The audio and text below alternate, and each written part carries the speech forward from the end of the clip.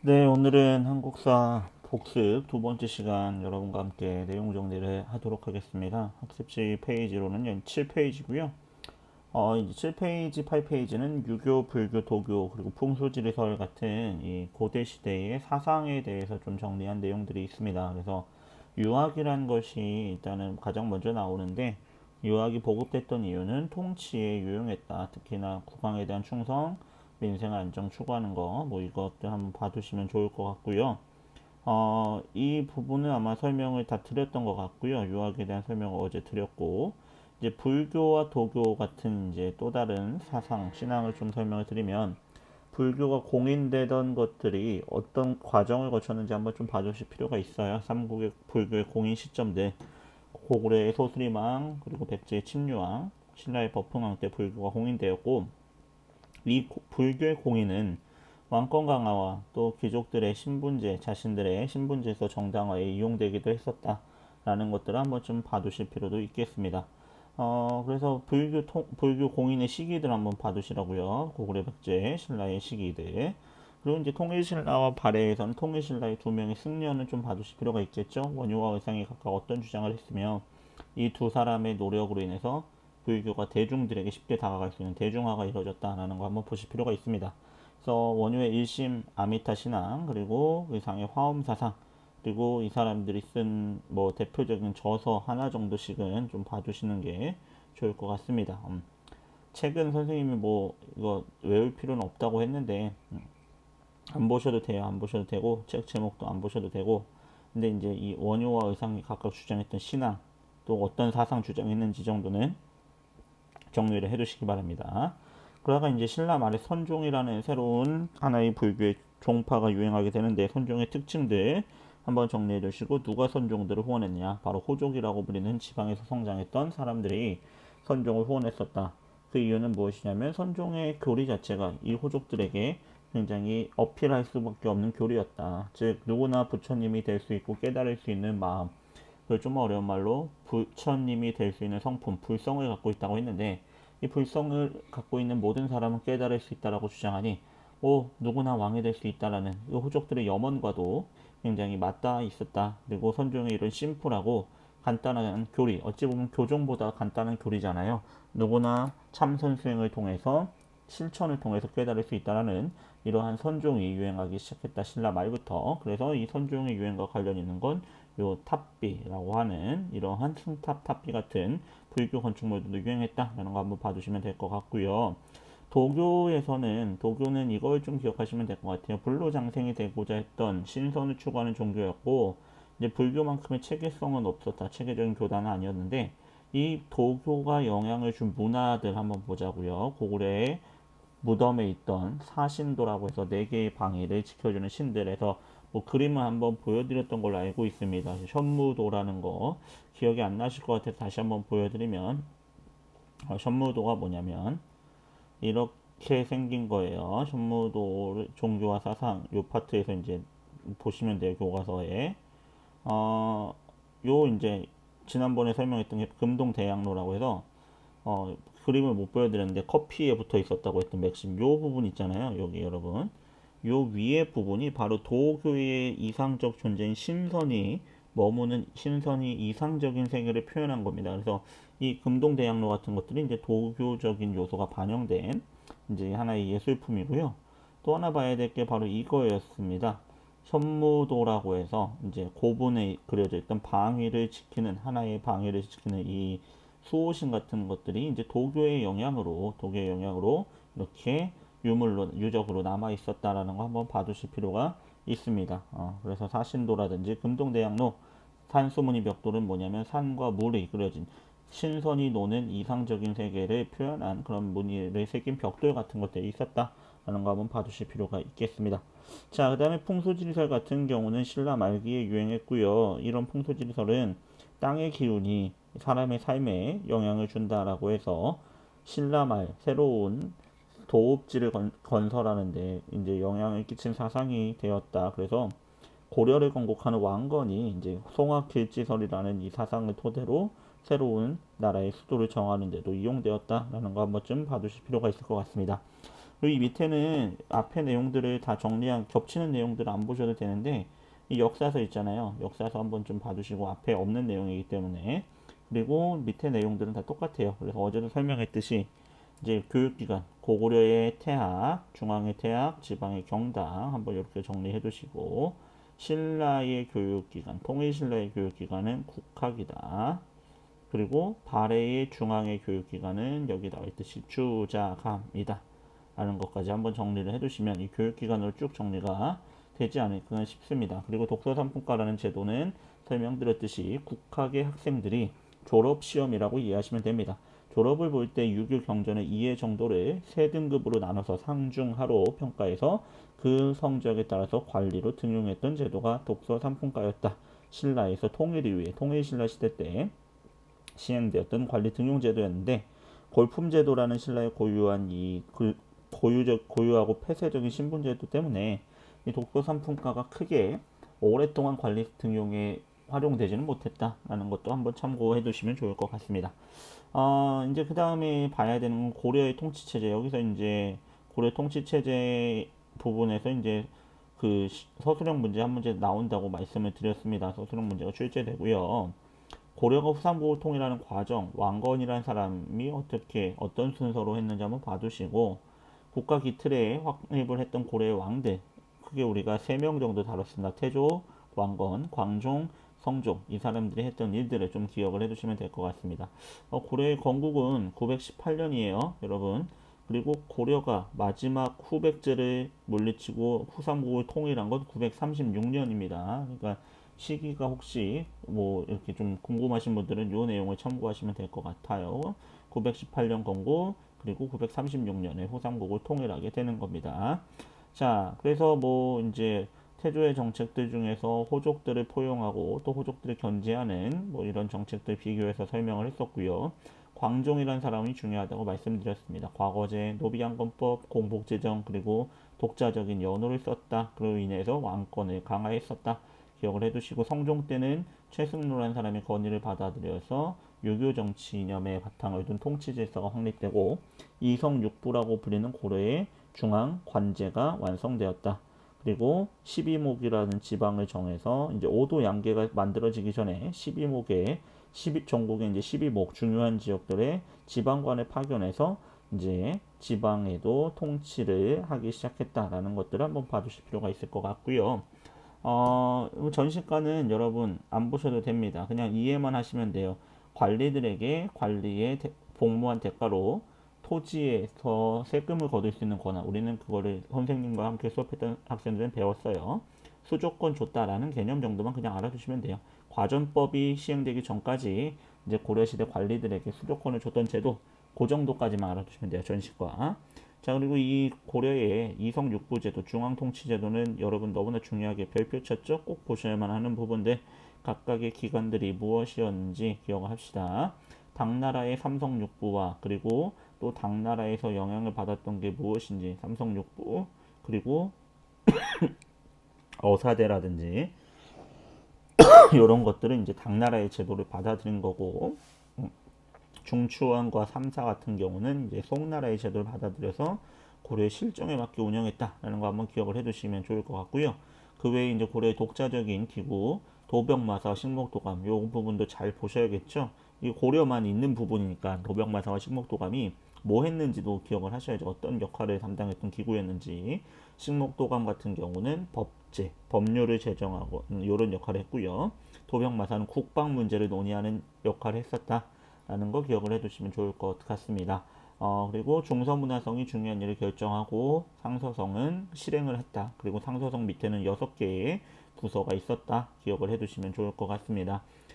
재신과 중사문화성에는 낭사로 등급에 따라서 2개의 직책의 이제 관리들로 구분되고 중추원도 추밀과 승선으로 직급에 따라서 구분이 되는데 이 재신과 추밀 중서문화성의 높은 재신, 중추원의 높은 관리, 추밀이 모여서 나라의 중요한 일을 회의했었다.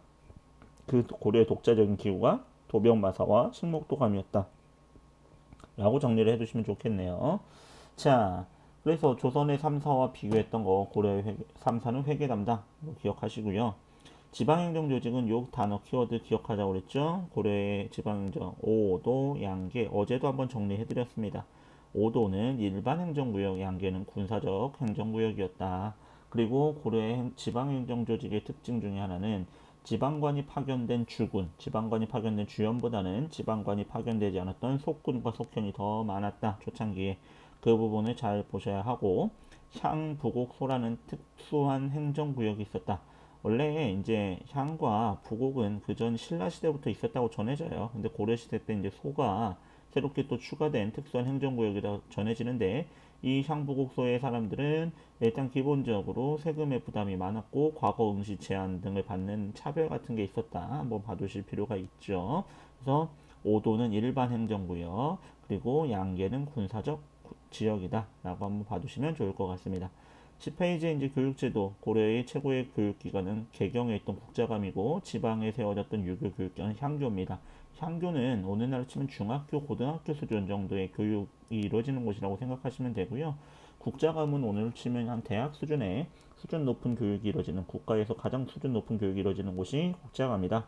이렇게 이해하시면 될 것 같습니다. 그리고 이제 유학교육뿐만 아니라 이제 잡과 기술교육 같은 것들도 동시에 이루어졌던 게 고려 교육기관에서 행해졌던 교육의 특징이라 할 수 있습니다. 그 다음에 이제 관리 선발에는 고려에는 크게 두 가지 방법이 있었다. 과거라는 시험을 통해서 관리가 되는 게 있었고, 음서라고 해서 고위관직, 그러니까 여기서 고위관직은 이제 5품 이상의 관리의 자손들은 시험 없이 관리로 채용됐었다라는 거 한번 기억을 해두시면 될 것 같고요. 그래서 이 과거는 종류가 어떻게 되냐, 이것도 봐야겠죠. 조선과 다른 부분이기 때문에 고려는 무과가 없고 문과, 잡과, 승과, 승려를 뽑는 시험이 있었다. 요게 좀 독특한 부분이기 때문에 잘 보실 필요가 있다고 생각됩니다. 그 다음에 이제 뭐 여기 보면 문과의 종류는 재술과 명경이라고 해서, 재술은 말 그대로 논술, 자기 생각 쓰는 거예요. 뭐냐면 나라의 지금 해결해야 될 시급한 문제에 대한 해결 방안, 자신의 해결 방안 같은 것들을 글로 쓰는 게 재술이라고 면, 명경 같은 경우는 뭐냐면 유교 경전, 정전을 명, 밝히는 것이란 뜻이거든요. 밝힐명. 경전을 얼마나 잘 알고 있느냐, 경전에 대한 내용 이해 정도를 테스트하는 게 명경가였다고 볼 수 있습니다. 그리고 이제 군대에서는 고려의 군대는 중앙군은 2군, 왕을 지키는 2군과 수도와 국경을 지키는 6기가 있었고, 지방군은 5도에는 주현군, 양계에는 주진군이라는 종류의 군사들이 있어서 각각 수비, 방어를 했었다라는 거 보실 필요가 있을 것 같습니다. 자, 그 다음에 이제 11페이지에 가면 고려의 대외관계와 관련된 내용들이죠. 그래서 고려 외교 정책은 초창기에 태조 때는 북진, 고구려의 옛 땅을 회복하기 위한 북진 정책과 송나라와 친하게 되는 친송 정책을 펼쳤다. 기억을 한번 해두시고요. 그러다가 이제 고려는 크게 거란, 여진, 그리고 마지막에 몽골, 이 세 나라와의 이제 전쟁을 치르게 됩니다. 여진과는 전쟁을 치르진 않아요. 거란의 침입, 그리고 몽골의 침략을 받게 됩니다. 가장 고려시대 대표적인 두 차례의 외침이 되는데요. 거란과의 관계를 보면 거란은 세 번 고려를 쳐들어옵니다. 특히나 1차 침입 때 서희의 외교 담판, 그래서 획득했던 지역이 어딘지 강동 6주, 압록강 쪽에 강동 6주 다시 한번 기억을 해두시고요. 서희가 이렇게 얘기했다고 그랬죠. 소손영이라는 사람이 군사를 이끌고 왔는데 서희가 나가서 외교적으로 우리가 너희들 거란과 이렇게 서로 교류를 하고 싶어도 야, 압록강 쪽에 얘네들 여기 여진족이 살고 있어서 걔네들의 방해를 받아서 우리가 거란에 갈 수 없으니 이 여진족의 땅에, 여진족들이 지금 살고 있는 땅을 우리가 아예 우리 영토로 획득한 다음에 그 다음에 너희와 좀 친하게 지낼 수 있게 교류하면 어떻겠느냐. 그러니까 여진족을 몰아낼 때 너희들 좀 가만히 좀 우리가 하는 것들을 지켜보고 있어라 라고 해서 이 외교술로 강동 6주를 획득했던 내용 한번 봐두시고, 세 번째 때 3차 침입 때 이제 강감찬의 귀주 대첩 같은 것도 한번 기억을 해주시면 될 것 같고요. 그 이후에 거란의 침입을 물리친 이후에 고려에서는 뭐 천리장성이란 걸 축조했죠. 질문이 있더라고요. 고구려의 연개 소문이 천리장성이란 걸 쌓았다고 했거든요. 당나라의 침략에 대비하기 위해서. 그 천리장성과 이 고려의 천리장성은 다른 거예요. 위치가 다른 겁니다, 여러분. 그러니까 이름이 그냥 천리, 길다라는 뜻으로 그냥 우리가 뭐 천리장성, 중국에는 또 만리장성 이렇게 부르는 거기 때문에 두 개가 동일한 게 아니에요. 시대도 다르고요. 고구려 영대소문의 천리장성과 또 이 고려 시대의 이 천리장성은 또 다른 것이다라고 이해하시면 될 것 같습니다. 자, 그 밑에 이제 문벌 귀족 사회의 이제 성립 같은 경우는 이제 고려가 건국되고 나서 약 거란의 침입까지 겪으면서 한 100년 정도를 지내고 나서 이제 몇몇 가문들이 권력을 독점하는 이러한 문벌 귀족을 형성하게 되는데요. 문벌 귀족들을 형성하게 돼서 이들이 이제 정치와 모든 것들의 중심이 되는 문벌 사회, 문벌 사회가 형성되었다라는 걸 좀 기억하시면 될 것 같습니다. 고위관직을 이제 독점하게 되고요. 그리고 이 사람들은 국가로부터 토지와 녹봉 같은 걸 받. 녹봉은 일종의 뭐냐면 월급이라고 생각하시면 돼요. 오늘날 치면 거기에다가 왕실과 아니면 힘 있는 가문들과의 혼인을 통해서 자신들의 높은 사회적 위치를 계속해서 유지해 나갔던 사람들, 이들이 이제 문벌 귀족이라고 불리던 사람들입니다. 다시 한번 정리하면 기억을 더듬어 보세요. 고려 시대의 지배 계급의 변화 과정들 선생님이 설명드렸습니다. 어떻게 설명드렸는지 좀 볼게요. 여러분 보시면 이거 다 지워보고 지우도록 하겠습니다. 고려가 건국돼서는 지방에 있었던 그 호족 세력들이 건국 이후에 고려 건국 이후의 사회의 지배계층이었다라고 설명드렸고요. 그러다가 이제 약 100여 년의 시간이 흐른 후부터는 이 호족들 중에 일부는 개경 수도에서 남아서 몇 대에 걸쳐서 계속해서 높은 관직을 독점하는 사람들이 되는 거고요. 아닌 사람들이 이제 지방에서 자기가 원래 살고 있던 곳에서 이제 계속해서 생활을 하는 그런 두 가지의 경우가 있는 거죠. 그래서 건국 이후에 문벌들에 의해서 문벌 사회가 이제 형성되기 시작하는 거죠. 고려라는 나라가. 그러다가 무신정변이라는 사건이 1170년에 딱 터지죠. 1170년 무신정변이 터지면서 그때부터 사회의 지배 세력은 무신들이 되게 되는 거죠. 그리고 여기에다가 대대로 문벌 귀족 가문이었던 몇몇 가문들은 이 무신 집권 시기에도 여전히 사회 지배층으로 자리를 잡고 있었던 겁니다. 그러다가 이제 고려가 원간섭이라는 시기를 맞게 되지 않습니까? 원나라의 간섭을 받는 이때 사회의 지배 세력이라고 불리던 사람들은 바로 권문세족이었다.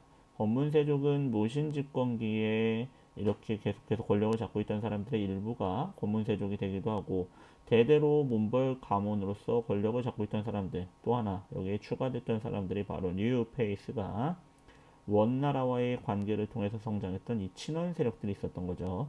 예를 들면 통역 아니면 또 매를 잘 키워서 한 자리에 올라가는 사람들도 존재했었다라는 거죠.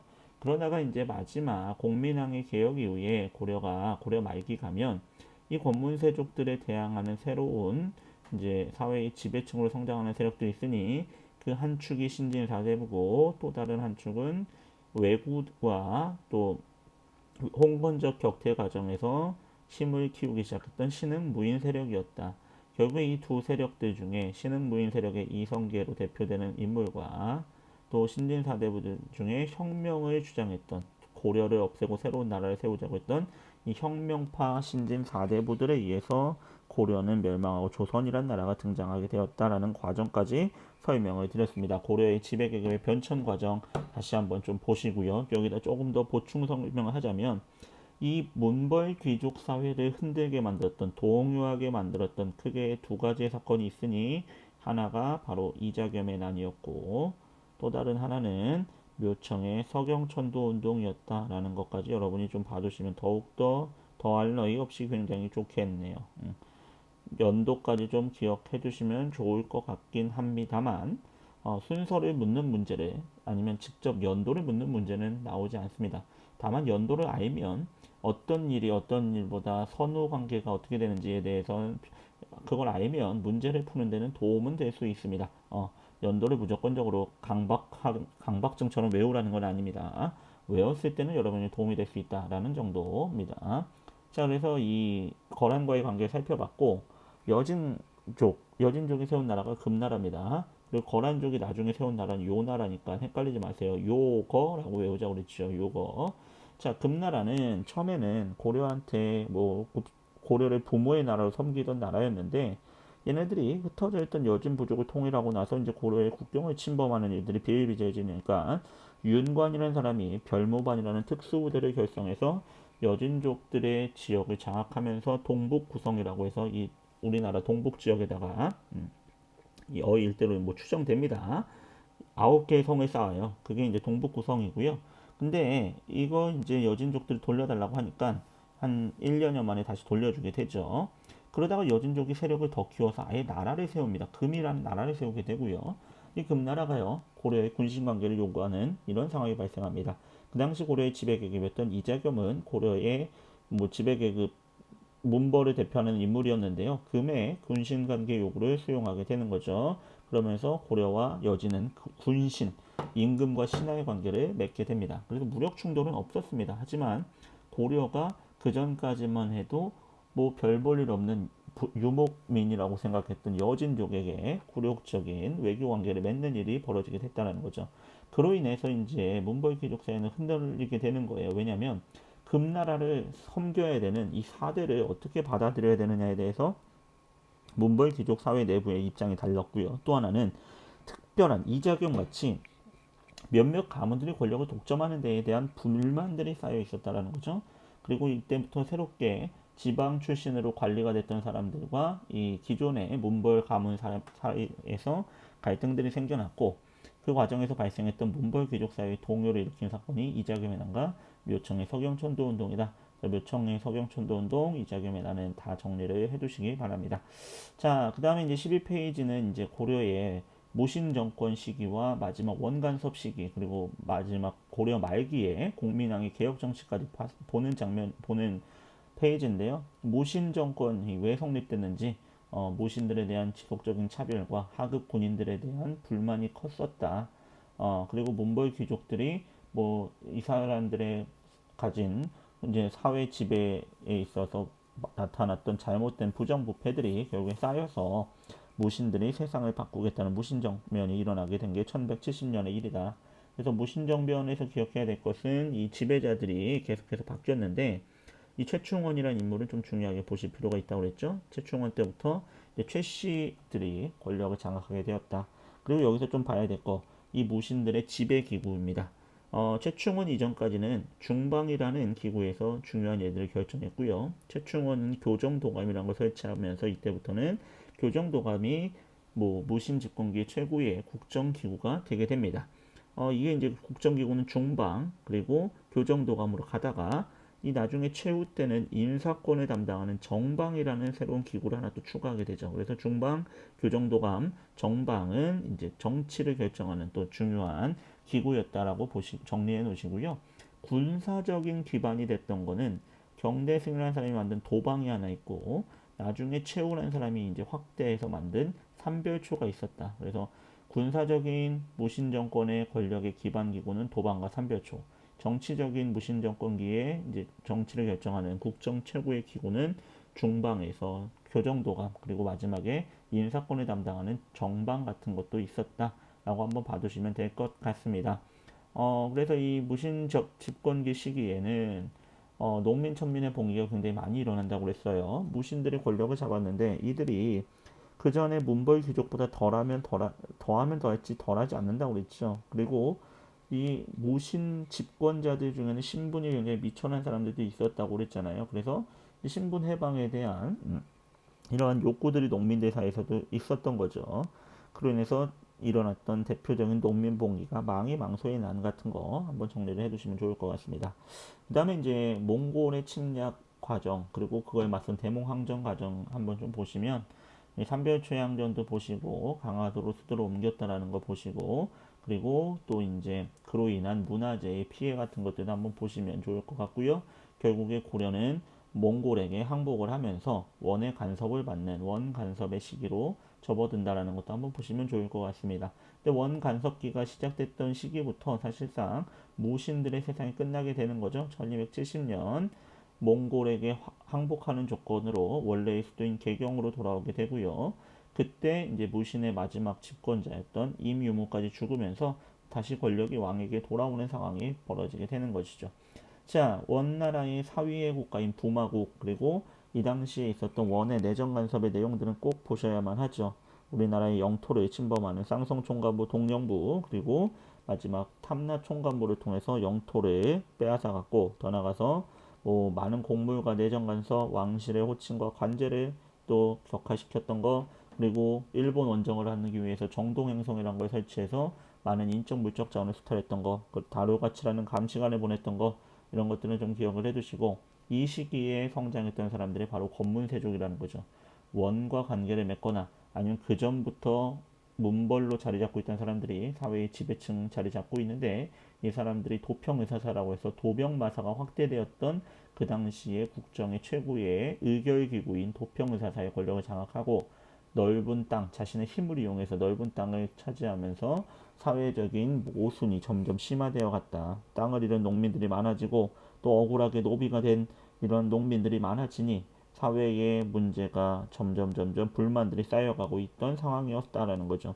이런 시기에 원나라의 힘이 약해지고 중국에서 또 명나라라는 중국의 한족들이 세운 나라가 이렇게 원나라를 몰아내는 이런 시대적인 배경을 바탕으로 해서 반원 자주 정치, 반원 개혁 정치를 펼쳤던 인물이 등장하니 바로 공민왕입니다. 공민왕이 했던 개혁 정치들 반드시 정리를 잘 해두셔야 합니다. 크게 두 개로 나눈다고 했죠. 반원, 원나라에 반대하는 정치와 안의 내정 개혁 정치 내용인데요. 각각 어떤 것들인지 정리해두라고 했어요. 반원 정치 내용이 뭐고 정치 개혁, 고려 안의 정치를 바꾸려고 했던 건 무엇인지 정리를 해두시면 좋을 것 같고요. 마지막으로 봤던 게 이제 새로운 세력의 성장에서 신진 사대부와 신흥 무인 세력에 대해서 설명을 아까도 드렸습니다. 이 사람들이 결국에 조선을 건국하는 새로운 사회 건설의 주도적인 역할을 하는 사람들이 되었다라는 것까지 봐두시면 좋을 것 같습니다. 자, 그 다음에 이제 두 번째 학습지로 가서는 이제 두 번째 학습지 1페이지입니다. 고려 사회에서는 여러분 볼 거 딱 정해드렸어요. 뭐 보셔야 되냐? 일단 여기서 보셔야 될 것은 이것만 기억하시면 돼요.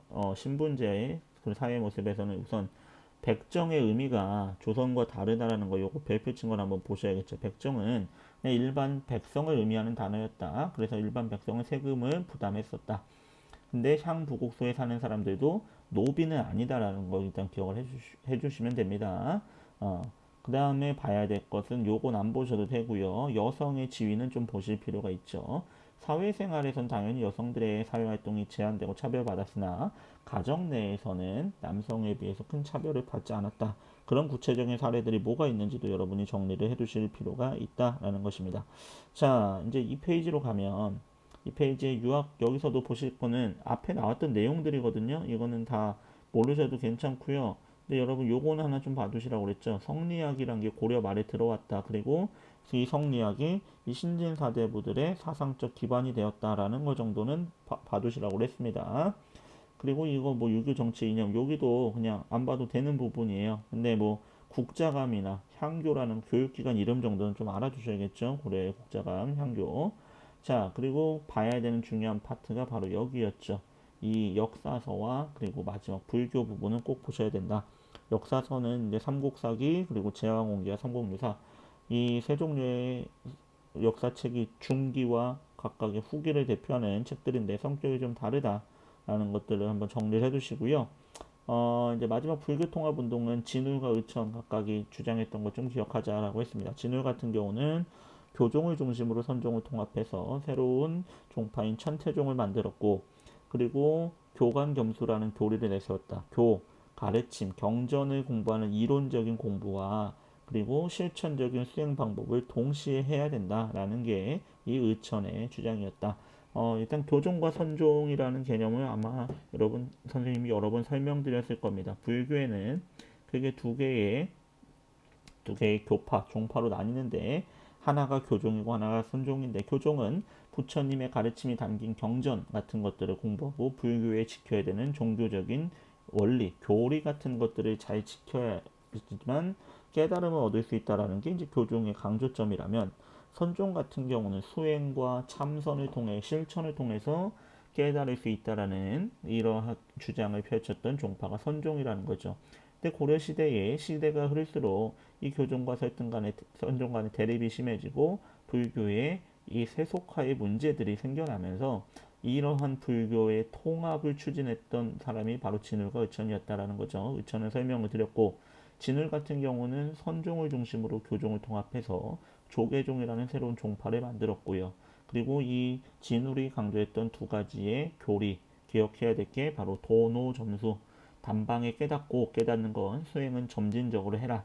그리고 정해쌍수라고 해서 선정이라고 하는 선종에서 강조하는 이런 선정이라는 뭐 집중력과 교종에서 강조하는 사물을 분별하는 지혜는 둘 다 동시에 수행을 해야 된다라는 주장을 펼쳤던 사람이 바로 이 진울이었다라는 걸 기억을 해두시면 되고 또 하나 진울의 키워드로 수선사 결사라고 해서 불교 정화 운동, 새로운 불교를 깨끗이 하고 그리고 불교를 바꾸려는 이러한 움직임도 가졌던 사람이 바로 진울이었다라는 거죠.